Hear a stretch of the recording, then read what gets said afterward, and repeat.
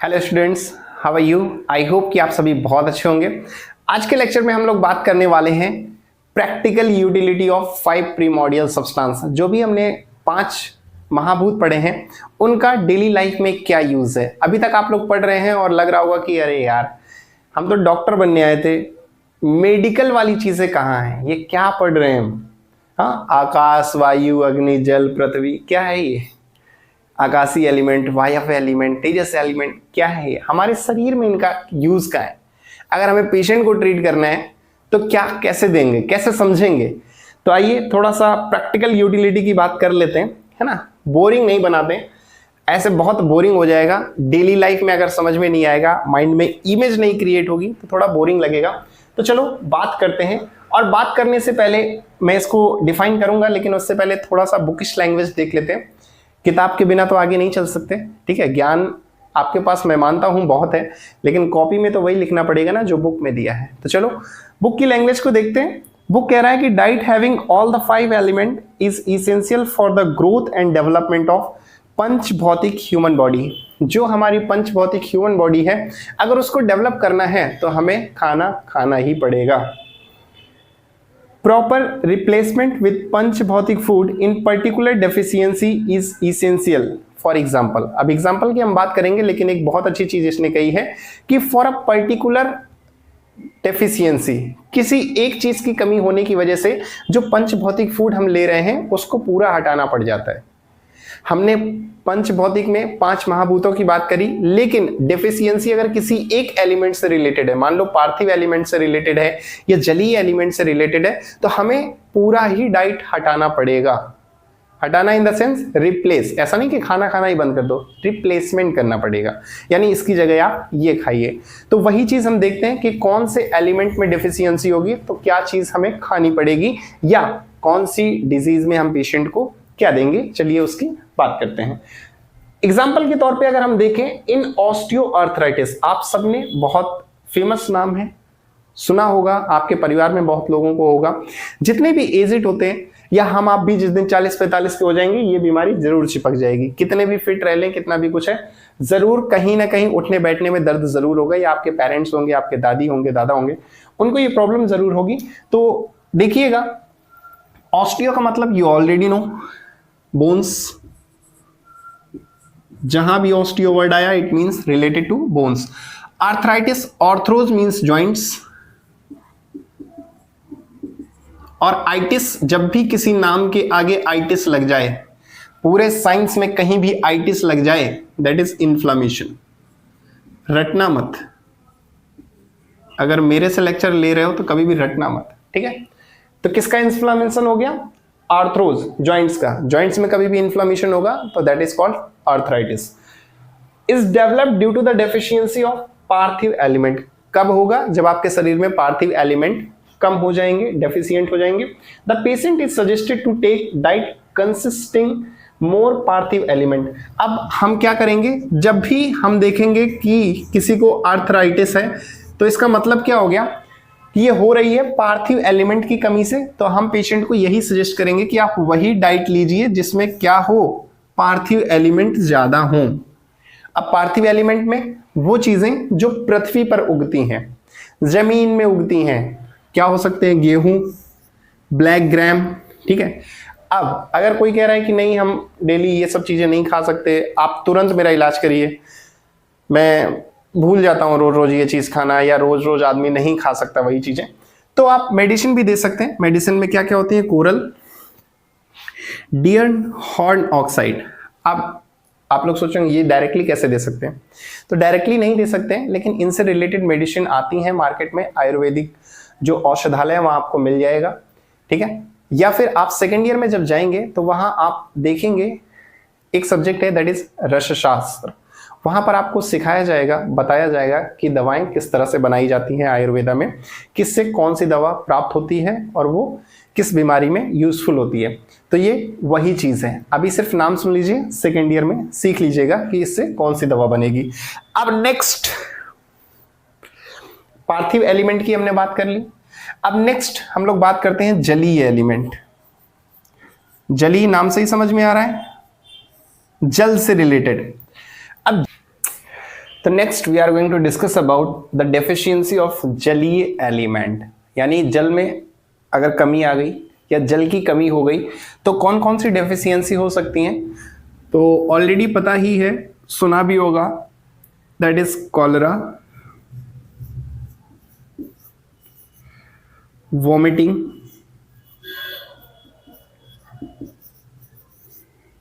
Diarrhoea,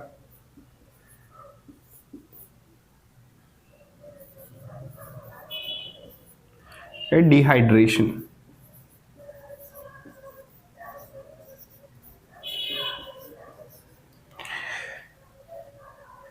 इन problems में सब में जल की कमी हो जाती है, इसीलिए आपने देखा होगा मोस्टली जब भी किसी को वॉमिटिंग आती है तो हम लोग यूज करते हैं ORT, that is oral rehydration therapy, oral rehydration therapy, और इसी में ORS वगैरह भी यूज करते हैं, ठीक है। और इसके बाद अगर उसे पीने में भी दिक्कत है या ORS पिला रहे हैं और उसके बाद फिर से वॉमिटिंग आ रही है तो दूसरा कंडीशन होता है कि बॉटल चढ़ाते हैं, जैसे नॉर्मल बोलते हैं IV सेलाइन, है ना, हम लोग आम भाषा में बोलते हैं ग्लूकोज की bottle, that is IV सेलाइन, IV is intravenous. अब IV सेलाइन क्या होते हैं, ये सारी चीजें आप लोग फैमिलियर होंगे, कभी ना कभी किसी ना किसी को फैमिली में बोतल जरूर चढ़ी होंगी, तो देखा होगा आपने NS, DNS, D5, D10, तो ये सारी बोतल होती हैं, अलग अलग इनका काम होता है और अलग अलग टाइम पर चढ़ाई जाती है, लेकिन नॉर्मल जब भी वॉमिटिंग के केस में होती है तो NS या DNS दिया जाता है, ठीक है। और भी होते हैं।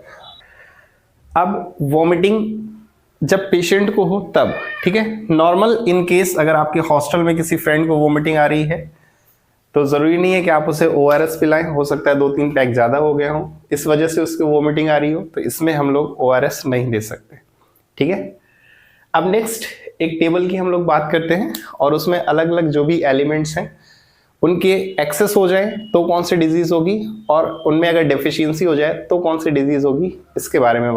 अब इस टेबल में हम लोग बात करते हैं महाभूत और उनके एक्सेस या उनकी वृद्धि हो जाने से क्या चेंजेस देखने को मिलेंगे, या कौन सी डिजीज होगी पेशेंट में, या फिर उसका क्षय यानी कि डिफिशियंसी होगा, कमी होगी, तो कौन सी बीमारियां हमें देखने को मिलेंगी। तो चलो पहले बात करते हैं, सबसे पहला अपन पृथ्वी महाभूत की। अगर पृथ्वी महाभूत हमारी बॉडी में बढ़ गया या उसकी वृद्धि हो गई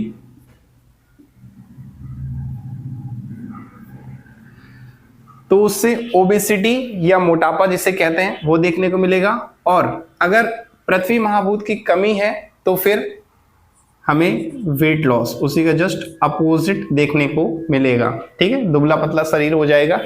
इसका मतलब कहीं ना कहीं है कि पार्थिव द्रव्य जो है वो कम होते जा रहे हैं। नेक्स्ट जल महाभूत, अगर उसका एक्सेस हो गया तो एडिमा देखने को मिलेगा, और अगर उसका क्षय हो गया तो डिहाइड्रेशन, जैसा कि अभी हमने पढ़ा था जलीय। एडिमा और ओबेसिटी में कंफ्यूज मत हो जाना, ओबेसिटी अलग होता है, एडिमा अलग होता है, ठीक है।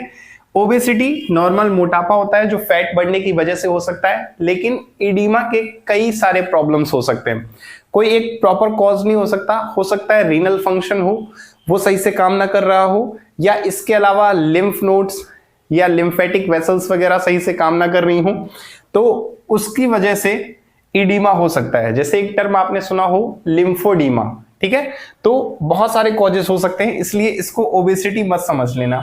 अगर तेज महाभूत की बात करें, अग्नि की बात करें, अग्नि का नाम जब भी आएगा आयुर्वेद में, it's related to your digestive fire, ठीक है। तो अगर वहां एक्सेस हो गया तो एसिडिटी, कई बार होता है खाना ऐसा कुछ खा लेते हैं, बहुत ज्यादा पेट में जलन होती है, तो क्या होता है, तेज महाभूत जो है उसका एक्सेस हो गया, उसकी वृद्धि हो गई। और अगर उसका क्षय हो गया तो इनडाइजेशन, और अग्नि अगर प्रॉपर नहीं है तो इनडाइजेशन, खाना सही से डाइजेस्ट नहीं होगा। वायु महाभूत की बात करें तो अगर एक्सेस हो गई, वृद्धि हो गई, तो ट्रीमर्स, कंपकपाना। दूसरा पैरेसिस।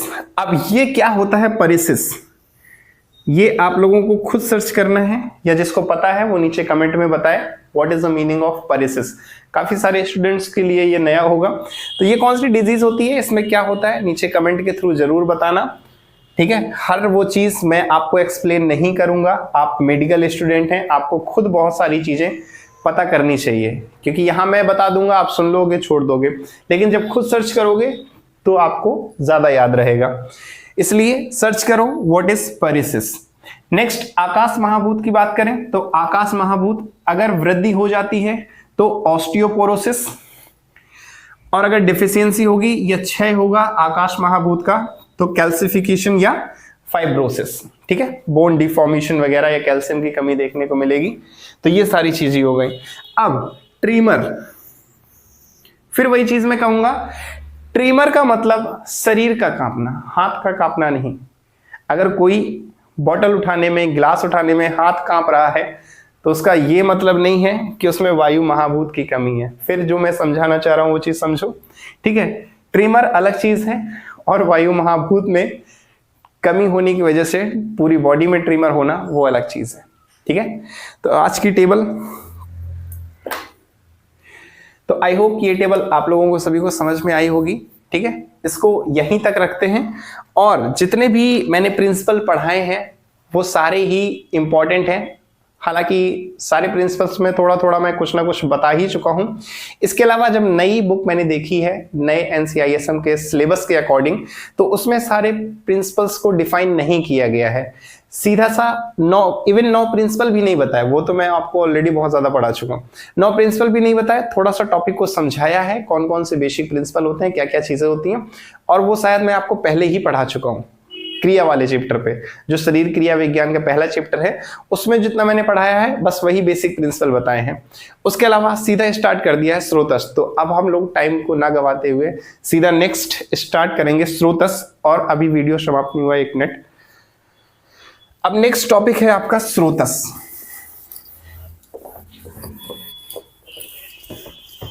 अब काफी सारे लोग सोच रहे होंगे कि स्रोतस तो हम लोग पढ़ चुके हैं, सिंपल सा है, या बहुत सारे ये सोच रहे होंगे ये तो रचना शरीर में भी है, एना में हम लोग ने पढ़ा है, क्रिया में कहां से आ गया। तो क्रिया में भी है आपका स्रोतस, पूरे एक एक स्रोतस को डिफाइन नहीं किया है, लेकिन स्रोतस का जो बेसिक नॉलेज है वो दिया है। तो अगर आपको लगता है कि आप पढ़ चुके हैं, एना में पढ़ चुके हैं या कहीं भी पढ़ चुके हैं, तो नेक्स्ट टॉपिक है दैट इज स्रोतस। और अगर आपको लगता है कि आप पढ़ चुके हैं, तो मैं एक प्रीवियस ईयर का क्वेश्चन दे रहा हूं, 2021 बैच में आया है, ठीक है। क्वेश्चन है उदक वह स्रोतस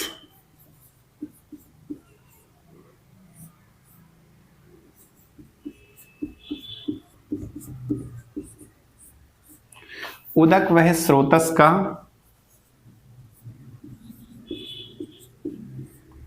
मूल स्थान है। ऑब्जेक्टिव क्वेश्चंस भी आते हैं, इसलिए याद रखना, बहुत इंपॉर्टेंट टॉपिक है। पहले क्वेश्चन बताओ। सबसे पहला ऑप्शन इसमें आपका दे रखा था मेद और जगन। दूसरा ऑप्शन है इसमें दे रखा था यकृत और प्लीहा।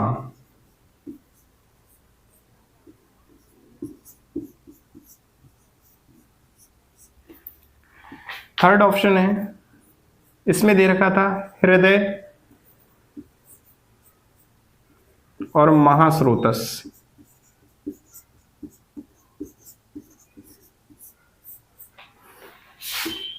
फोर्थ ऑप्शन है दैट इज तालु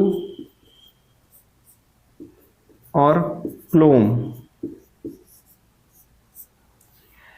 आंसर आपको खुद गैस करना है, जिसको आंसर आ जाए नीचे कमेंट करके बता सकता है, ठीक है। आज का टॉपिक मैं यहीं समाप्त करता हूं। नेक्स्ट हम लोग स्टार्ट करेंगे स्रोतस। तो ये क्वेश्चन जिसको आता है उसे भी टॉपिक पढ़ना है, क्योंकि स्रोतस बहुत इंपॉर्टेंट है, हर साल क्वेश्चन जरूर आते हैं इससे। तो नेक्स्ट हम लोग स्टार्ट करेंगे स्रोतस को, और ये वाला आंसर जरूर बताना नीचे कमेंट में कि उदक व स्रोतस के मूल क्या हैं। ठीक है, इसी के साथ मिलते हैं नेक्स्ट लेक्चर के साथ, और अगला लेक्चर आएगा स्रोतस। Thank you.